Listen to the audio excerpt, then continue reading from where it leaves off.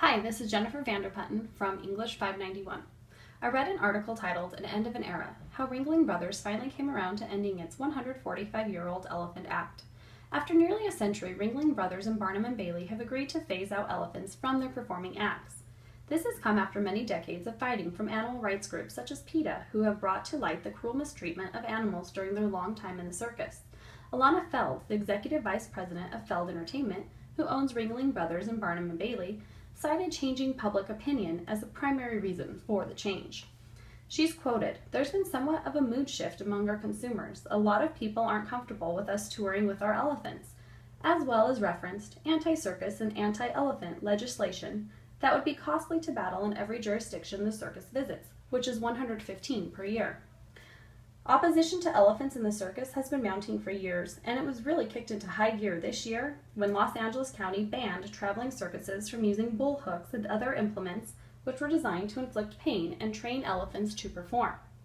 Bad press has focused on the abuse of animals in circuses, especially elephants. In the 1990s, the deaths of Kenny, a 3-year-old elephant, and Benjamin, a 4-year-old elephant, sparked furious outrage and were followed with lawsuits. There has been documentation from inside the Ringling Brothers and Barnum and Bailey by employees documenting the cruel treatment of the elephants. They describe their treatment as being chained up for 17 to 18 hours a day and sometimes even more. They are controlled using bull hooks. Public opinion of elephants in circuses started to shift in the 1940s when the movie Dumbo was released to the public. 20 years after Dumbo, two things happened that ignited human compassion for elephants in the circus. Wildlife documentary and research on elephant behavior and psychology gave great insight into the mind of an elephant. They learned that, like humans, elephants have a wide range of emotional intelligence. They have long memories and they value family relationships. What is most amazing about them is they are self-aware, meaning while they are in captivity, elephants are predisposed to suffer, just as humans are. Once the public saw these animals on television playing with other elephants in the wild, the idea of elephants being chained to the floor of a rail car traveling cross country became very troubling. This is a short video clip of Dumbo performing in a circus. I find it very disturbing that this is a cartoon meant for children.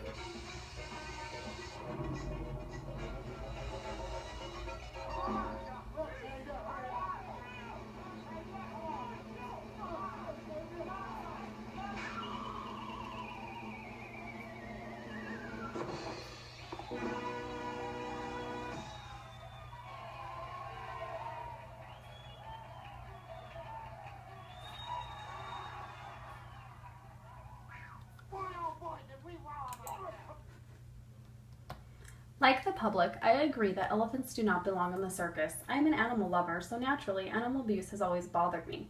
Although it is great news that elephants will no longer be part of a traveling circus, I wonder why just elephants. Other circus animals travel just as far and make the same amount of trips around the country each year. This article tied into a book that I just finished reading to my 2nd grade class called The One and Only Ivan, written by Katherine Applegate. It is about a gorilla named Ivan that lived in captivity for 27 years. He, as well as a few other animals, including an elderly elephant who later dies of an infection caused by a circus accident, all live at a mall. The main attraction at the mall is a circus that has 3 showings a day, 365 days a year. Although the plot of the story is fiction, many parts of the story are real. Ivan is a real gorilla that really was captured as an infant in the Democratic Republic of the Congo in 1962. In real life, Ivan was part of a circus-themed mall in Washington. There, he spent 27 years alone in a cage, until public opinion changed about what Ivan's living conditions should be. Ivan was then placed on permanent loan to Zoo Atlanta. Both the Ringling Brothers and Barnum and Bailey article and the one and only Ivan story demonstrate that culture is fluid. It is constantly changing. Although it does not happen overnight, culture does change what people believe is acceptable and unacceptable.